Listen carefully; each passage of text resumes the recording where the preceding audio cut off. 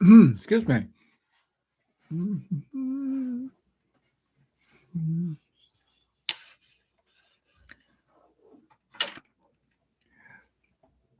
I got started late today.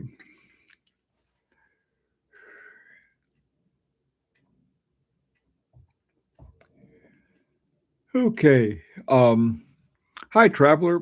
Can you hear me okay? Is the video and everything working all right?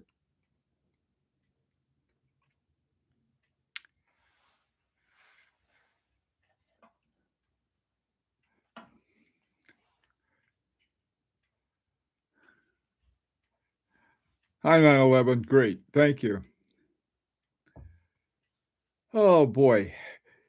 Um, Let me see if I can find a picture of this.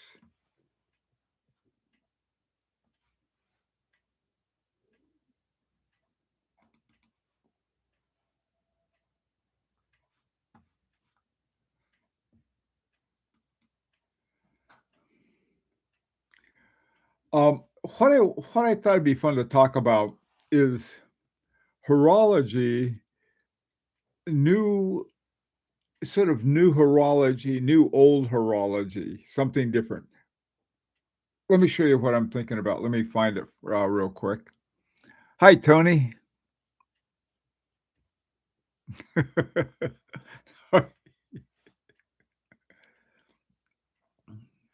Either that or you're a masochist, Tony. I'm not sure which.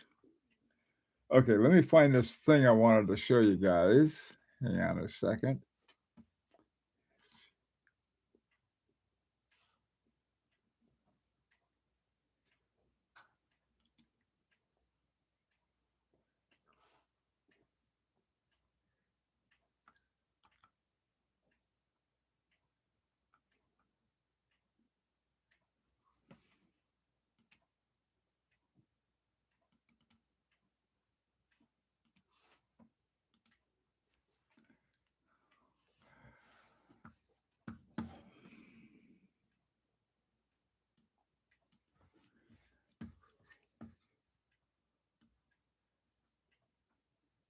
Hmm.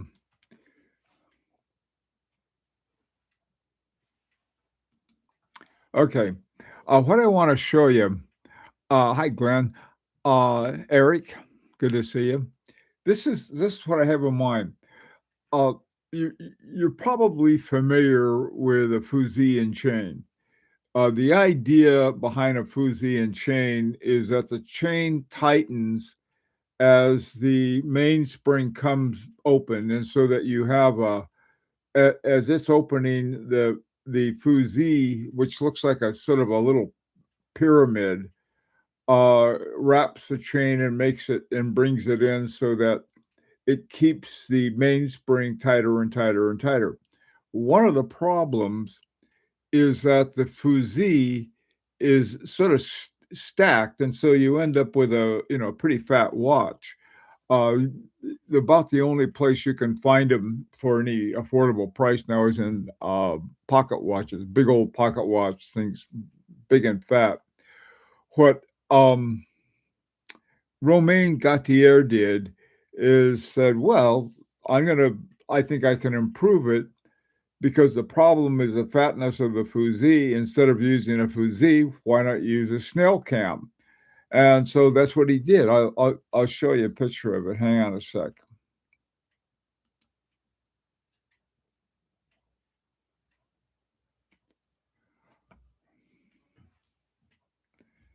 Where did it go? Yeah.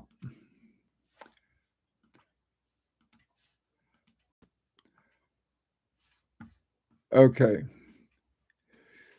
See this right here. Let me see. I'll better do it over here. See this right here. This is the snail cam, and the snail cam is does exactly the same thing with the chain. Here's the chain, and then the chain is connected to the mainspring, or it's connected to the wheel that's connected to the mainspring. And so what happens is that as it turns, this wraps the chain around here until the point of the drop, or maybe they do it another way here. Anyway, but the point is that what Romain Gautier found out was a new way to maintain the tension on the spring using a chain, but instead of a fusee, you used a snail cam. One of my favorite mechanical gizmos, by the way. Okay. Anyway, so I thought, well, I really wonder what some other ones are. Anybody think of any new new tools with the older horology?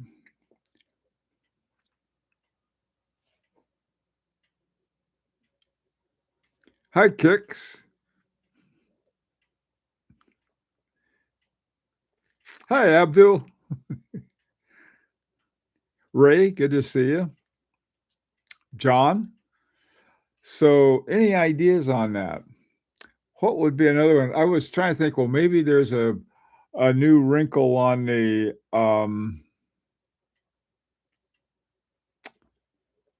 what is it? The Maltese cross on the stop power or stop. What is it called? Stop movement. Stop movement that they have, or is it stop movement? Stop something. Anyway, key winding mechanism from an old pocket watch. I still think I would love to have a key wound watch that I don't break. I bought one. I was going to put it into had it all ready to go into a big old case on a wristwatch, and I broke it. It's my own fault too. Hi, Mark. How you doing, man? But I was trying to think. Okay, let's see. Yeah, key winding mechanism for pocket watches. You know, I tell you, Abdul, there's this French kid who did one.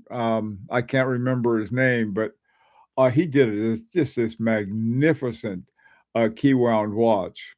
That would be something that might be really cool. Maybe we can talk Agenor into doing it. Say, hey, how about a key wound?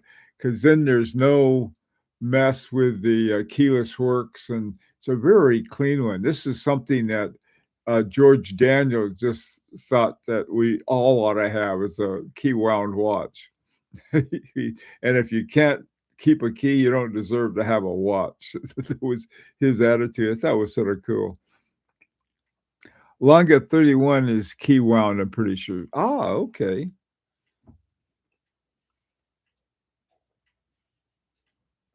Hi, Sandeep. Zenith Academy GF. What is the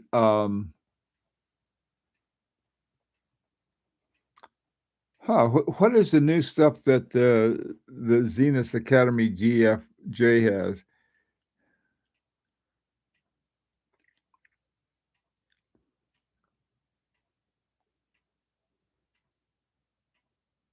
Yeah. Yeah, and there's possibly make it thinner too. Oh, Remedy Cool. Yeah, Remy Cool. He is that well-named guy. His stuff is really gorgeous, Sandeep. Jeez. Cyril, that's the one I was trying to think of, Traveler. Thank you.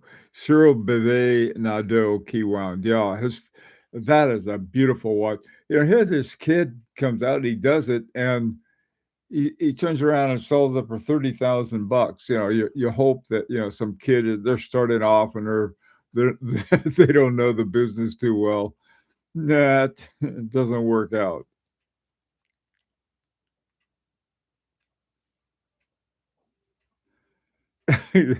I don't know anything about Zenith Academy. Um, I know that Defy Labs has been doing a lot of stuff by jacking up the frequency, and since I like lower frequency, I didn't look too much at that. Hi, Van Cruel, what's up?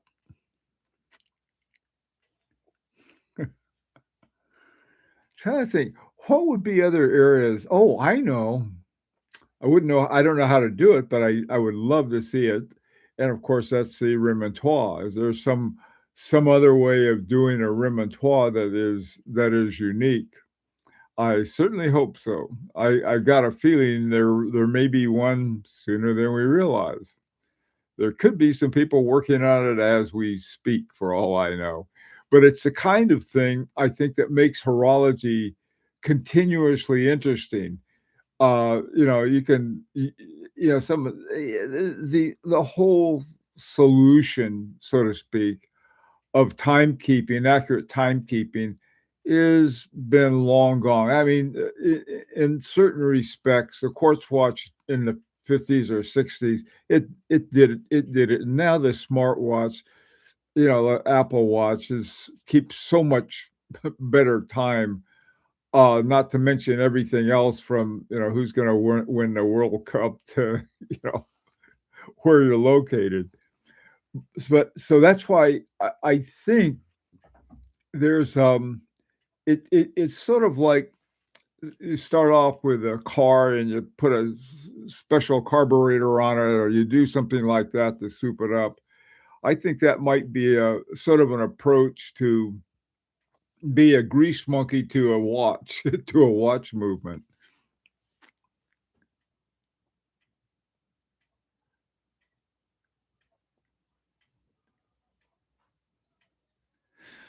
Yeah, oh yeah, Abdul, yeah, hand engraving and doing a lot of that. I tell you, who seems to be doing some of that is Benjamin G.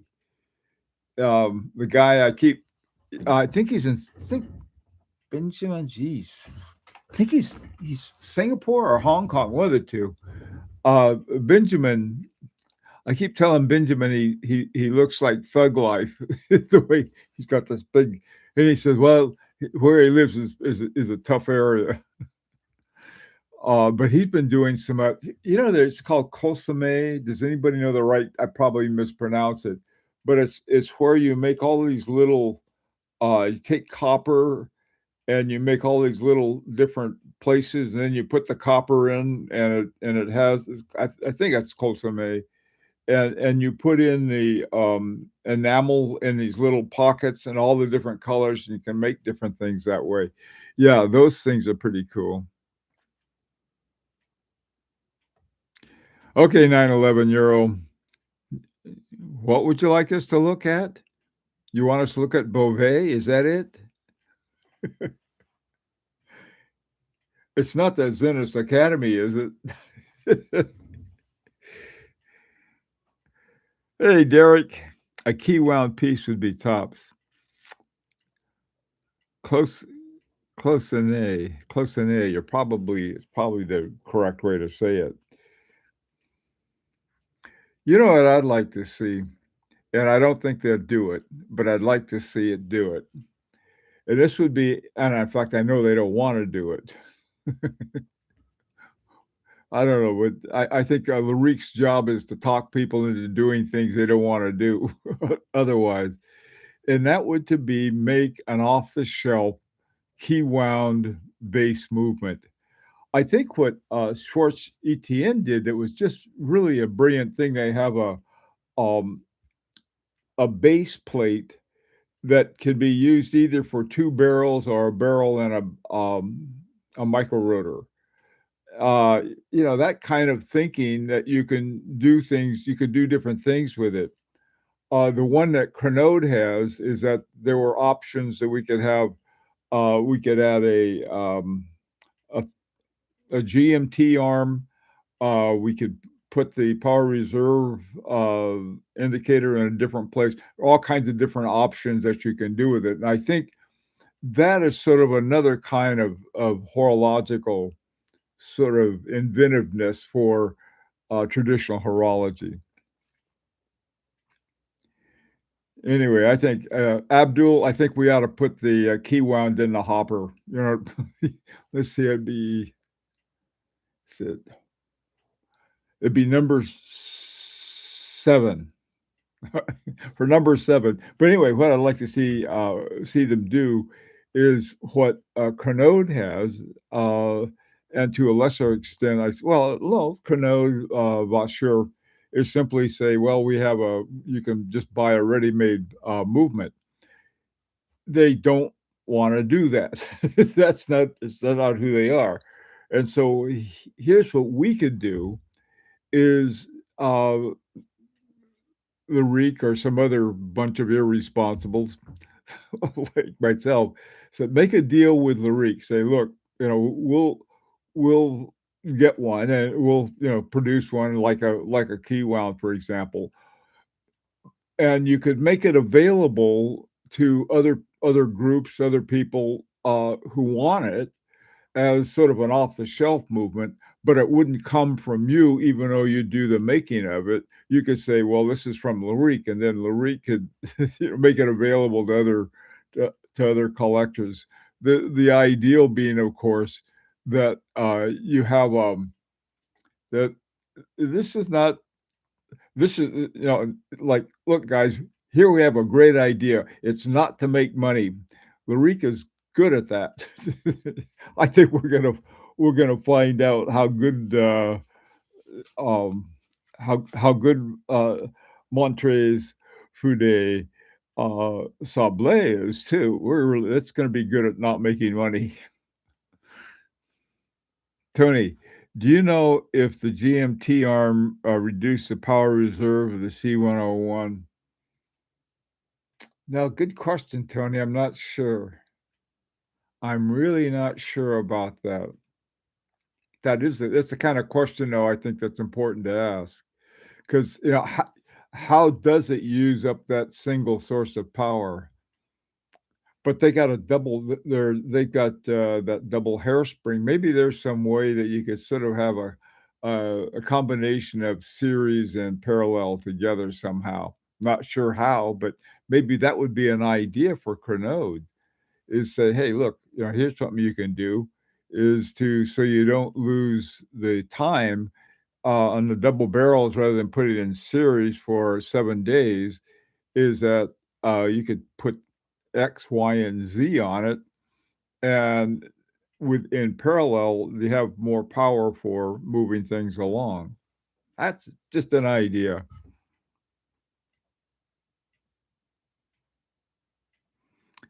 Yes, a money spending operation. We are experts at that, Von Cruel, and if you have any questions on how to do that, we're the guys to talk to. Hey, John. I actually have an old key wound pocket watch, which with Fusee and chain. Just need to find someone to get it working. Yeah, yeah. I had a really good one.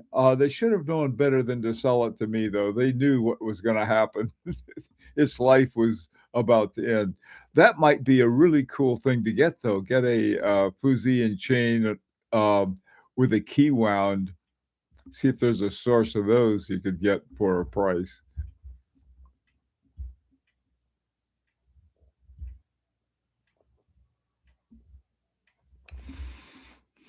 I've got Von Cruel, you might be right. I have no idea. I The thing of it is that if you're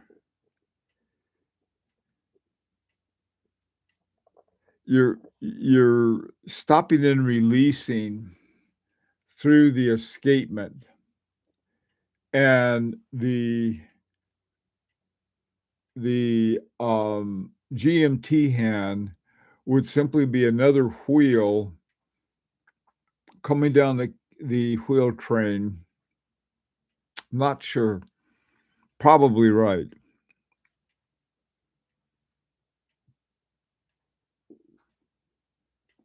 I always yeah, I'm not either. I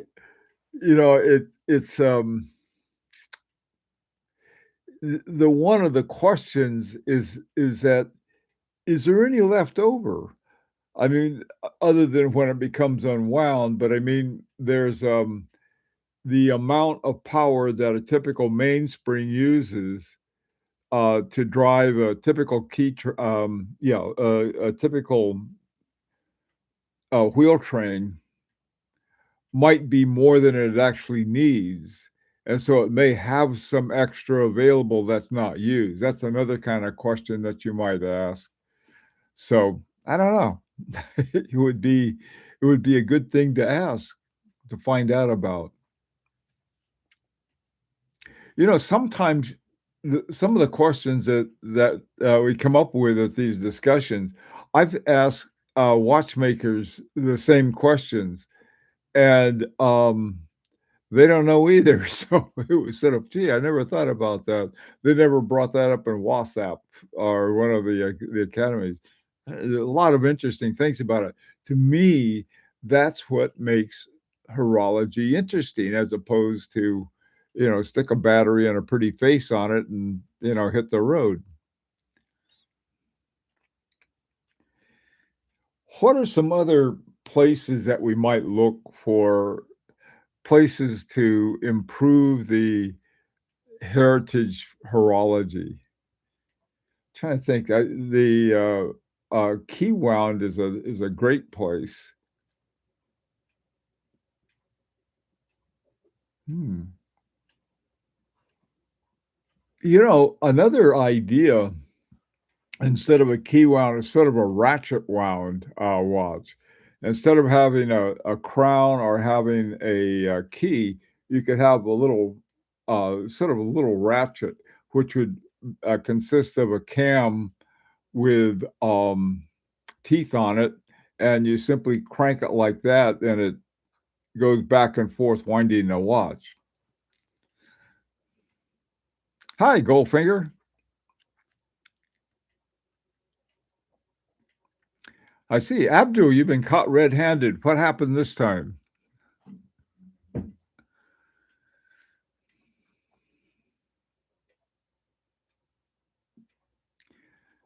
Um, there are all kinds of innovations going around. One of the ones I think is one of the unheralded ones, and this is, the Agon Agonese teeth in a gearing where you have, um this watch has one, so does, my, Chaumet, but between the teeth, you got these little springs, and so when, the tooth from the other, gear comes in, the little spring locks them in place, and so you have no slippage. That's a kind of thing uh, that's sort of a neat thing, and you can the smoothness of the second hands on the Lyrique 1 and 2, uh, that's why it's sort of interesting. I w Yeah, I think it was Jean-Marc Wiederreck who I was asking about it. I was saying, "Well, how come, why are you doing that?" And he said the further away, and he calls them eccentric seconds, the further away they are from the main wheel train, the more likely they are to act up, okay, and slip and slide and everything else. And that was why he developed the Agonese with the little springs between the teeth, so that you could have it further away and yet still have a uh, smooth movement. Have you ever looked closely at a subdial on just like a regular, second subdial? You look at it, and every now and then you'll see it, do that.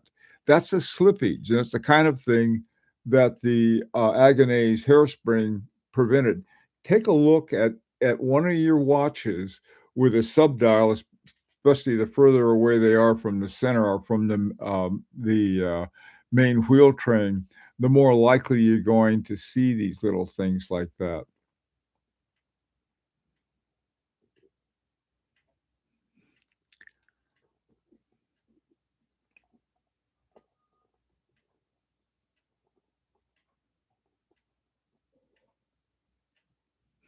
A pen set, that sounds interesting.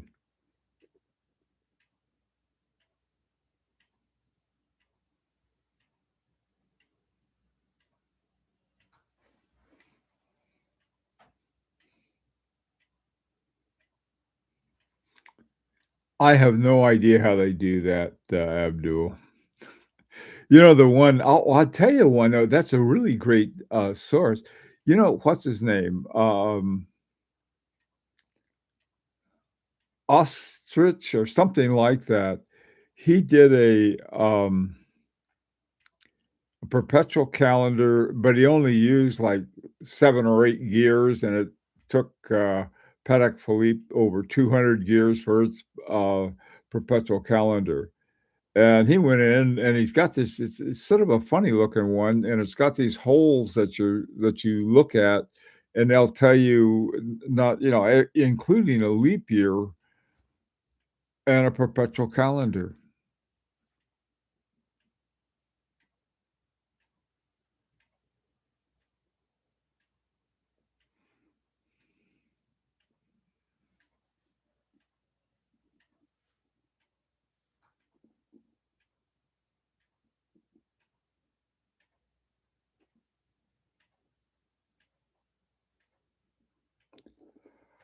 Mm.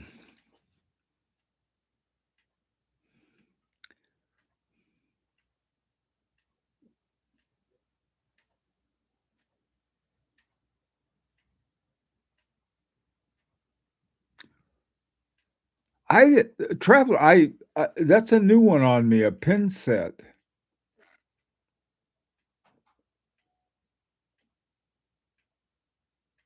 Yeah, the simplicity. Um, that is one of the attractions that I have to snail cams. They do so much, and yet they're this simple little, round cam with a drop in them, giving it the looks like a snail's, case or whatever they what snail shell. Yeah, that I agree. Um, this was used when I had my double, retrograde from Harry Winston. The, um I was sent a diagram by, Nicholas Vitarek, and he showed it to you. Let me show you this thing. This is amazing, I think, anyway. Where is it?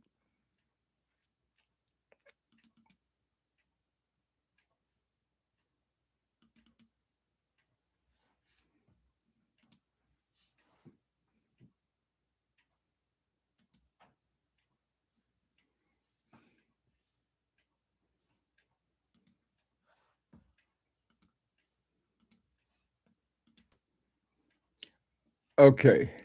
This is the this is for a double retrograde movement, and the it really is. I mean, when you look at it, this is the kind of when you say, "Well, there's that few parts," and then you have the little spring here for the, retrograde bounce back, and then you have the snail cams here for when to flip it, and you also have this little, gear setup right here.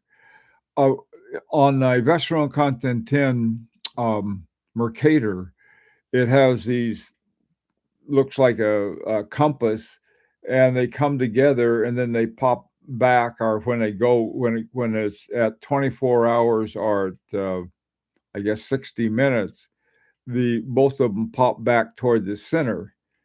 And so things like that, I think, are sort of fun things to look at and figure out, well, how they do that. And as Abdul said, man, the simplicity has the certain kind of beauty to it that you don't get in these big Rube Goldberg contraptions. Boy, I would love to see a remontoire with something that simple, just somehow to do that.